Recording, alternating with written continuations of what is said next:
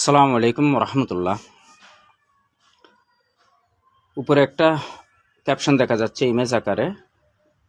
এটা আমাদের cultural adviser Mustafa Farooki, অভিনেত্রী নুসরাত ইমরোজ তিশা নামে একটা মেয়ের হাজব্যান্ড উনি। এ ভদ্রলোক ফিল্ম মেকিং করে বা ফিল্ম ইন্ডাস্ট্রির সাথে জড়িত। এখন তাকে কেন হুট করে বাংলাদেশের কালচারাল অ্যাডভাইজার করা হলো রাতে রাতে, এটা কারো কাছে বোধগম্য নয়। আমাদের কাছে বোধগম্য না হলেও যারা বিপ্লব করছে বিপ্লবীদের কাছে তো বোধগম্য হওয়া দরকার ছিল। এটা দরকার ছিল এই ধরনের সাসপেক্টেড এলিমেন্টসগুলোকে তখনই এগুলোকে সরিয়ে দেয়া এবং সরকারকে সাবধান করা যে তুমি কার সাথে কথা বলে একে নিয়োগ দিয়েছো।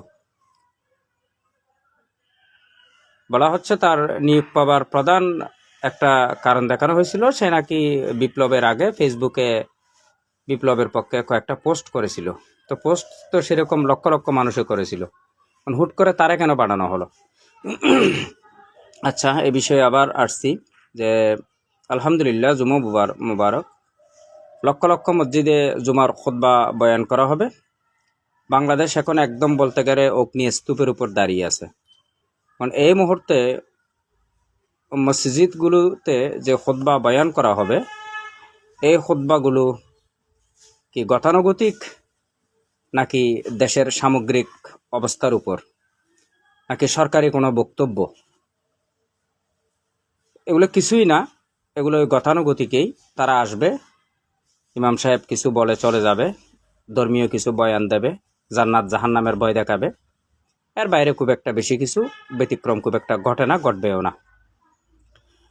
বলছিলাম যে কালচারাল ফেসিজম যে বলা হচ্ছে না, যে প্রথম আলো এবং ডেইলি স্টারকে পুড়িয়ে দেওয়া হলো, উদিসি ছায়ানট নামক এসব কতগুলা কলকাতার সাংস্কৃতিক কেন্দ্র এখানে গড়ে তোলা হয়েছে, দিনের পর দিন লালন করা হয়েছে। এগুলোর উপর এখন সরাসরি যখন অ্যাকশনে যাওয়া হচ্ছে এগুলোর বিরুদ্ধে, তো বলা হচ্ছে যে কালচারাল ফেসিজমের বিরুদ্ধে বাংলাদেশের জনগণ অবস্থান নিয়েছে এবং সবকিছুর মূলে কিন্তু এই কালচারাল ফেসিজম। এখন দেখেন, যে কয়েকজন অ্যাডভাইজার আছে বর্তমানে বাংলাদেশ পরিচালনা করার জন্য, তার মধ্যে কিন্তু এই মিনিস্ট্রিটা নিয়ে আমাদের খুব একটা কোনো মাথা ব্যথা নাই। আমরা যতটুকু বুঝি এগুলা কালচারাল কাজ করে বলতে, অর্থাৎ এই যে নাট্যাঙ্গন, একটু পরে আবার দিচ্ছি।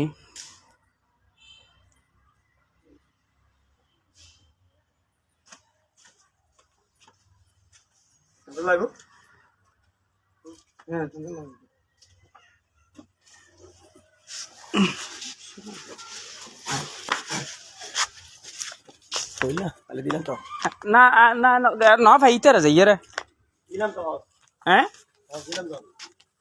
দি না। আচ্ছা আচ্ছা, সরি। কালচারাল ফেসিজম নিয়ে যে ব্যাপারটা হচ্ছে এখানে, এই যে প্রথম আলো ডেইলি স্টারের উপর একটা আঘাত আসছে, এটা তো হুট করে আসে নাই। এটা যখন সবাই নিশ্চিত হয়েছে, যে বাংলাদেশের মানুষ আপামর জনতা যখন নিশ্চিত যে এখান থেকে কিছু একটা হচ্ছে, সেজন্য এটার উপর আঘাত করা হচ্ছে। এখন কথা হচ্ছে, সাংস্কৃতিক আগ্রাসনটাকে কেন ভারতীয়রা প্রধান টার্গেট করে, ওটার মাধ্যমে পুরো বাংলাদেশকে কলাপস করার তারা কেন একটা ব্যবস্থা করে? এটার বিশদ কারণ আছে, বহুমাত্রিক কারণ আছে। এটা আসলে বোঝানো সম্ভব না, আবার আমাদের পক্ষে টোটাল বোঝাও সম্ভব না। এটা হচ্ছে যে কতগুলো এখন বাজারের মধ্যে মানুষকে করে আপনার চিন্তা করার জন্য শয়তানের নিঃশ্বাস নামক একটা মাদক আসছে না? ঠিক এই প্রথম আলো, ডেইলি স্টার, কালচারাল অর্গান, কি বলে উদিসি ছায়ানট, বালসাল, এগুলা হচ্ছে যে ঠিক শয়তানের নিঃশ্বাসের মতো। এগুলা ভালো মন্দ আপনি কিছুই বুঝবেন না, কিন্তু আপনি নিয়ন্ত্রণে থাকবেন তাদের। এটা এক ধরনের ওরকমই ব্যাপার।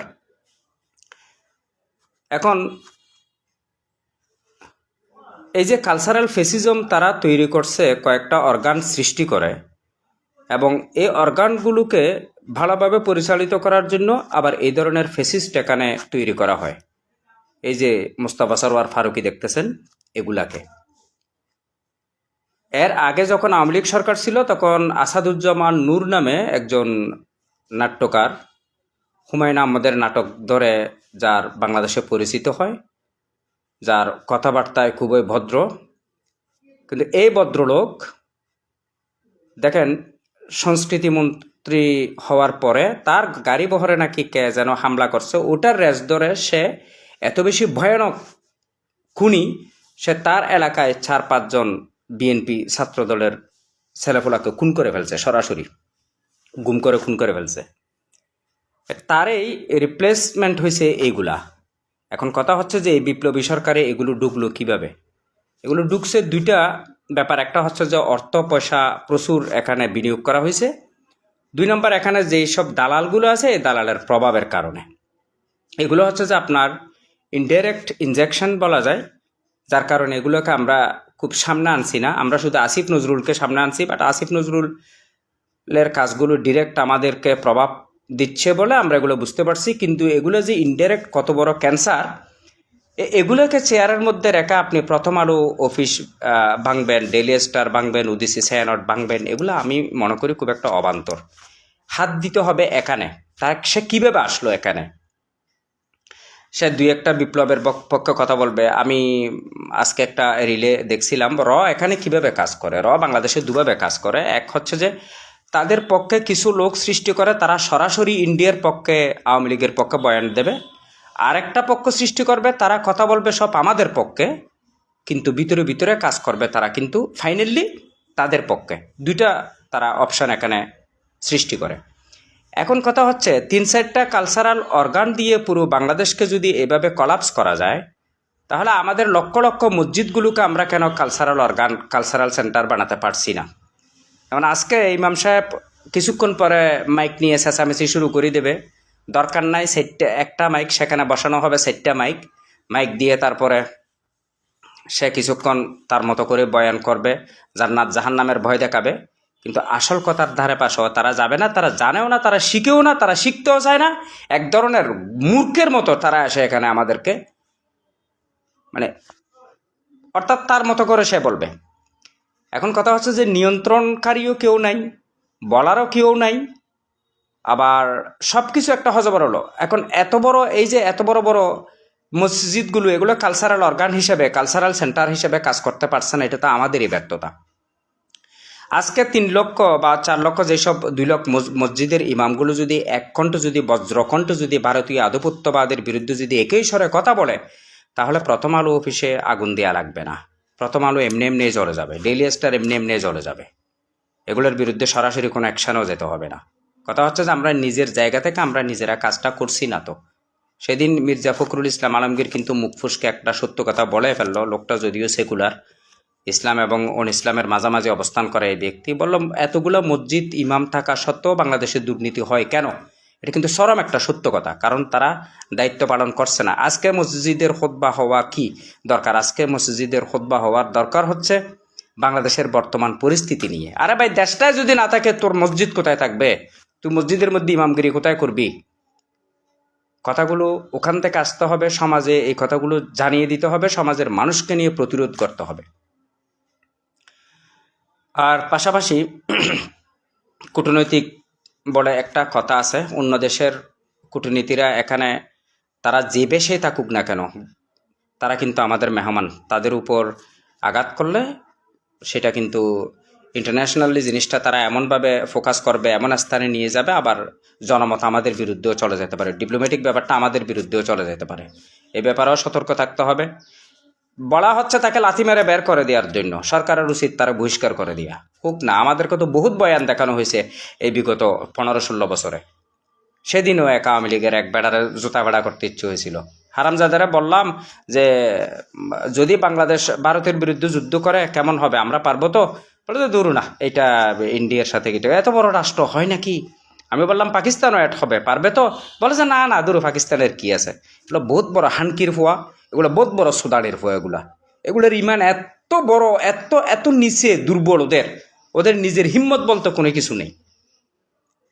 দেখেন আপনি ভারতের, শুধু বাংলাদেশের নিউজগুলো স্ক্রল করলে হবে না তো, আপনি বাইরের নিউজগুলো দেখেন, কলকাতার নিউজগুলো দেখেন, কি অবস্থা করতেছে ওখানে, বাংলাদেশকে নিয়ে কি প্রকার প্রপাগান্ডা ছাড়াচ্ছে। চরমপন্থীরা নাকি পুরো বাংলাদেশ দখল করে ফেলছে। তো সেই পর্যায়ে বাংলাদেশে সেই রকম ইন্ডিয়ার বিরুদ্ধে এখানে কি কোনো প্রপাগান্ডা হয়? আমাদেরকে বারবার বয়ান দেওয়া হয়েছে আমরা নাকি আলু খেতে পারবো না, পেঁয়াজ খেতে পারবো না, চিকিৎসা না হলে আমাদের চলবে না। অথচ সব তার অপোজিট, সব চলে আমাদের এখানে। শুধুমাত্র চলে না তাদের, যারা এখানকার ইন্ডিয়ান, বাংলাদেশি নামদারি, বাংলাদেশি আইডেন্টিটি যাদের আছে, কিন্তু তারা মনে প্রাণে ইন্ডিয়ান। কিছু হিন্দু আর কিছু মুসলমান নামদারি হিন্দু। হিন্দুরা ভালো, তারা তো হিন্দুই, তাদেরকে চেনা যায়, কিন্তু এগুলোকে চেনা যায় না।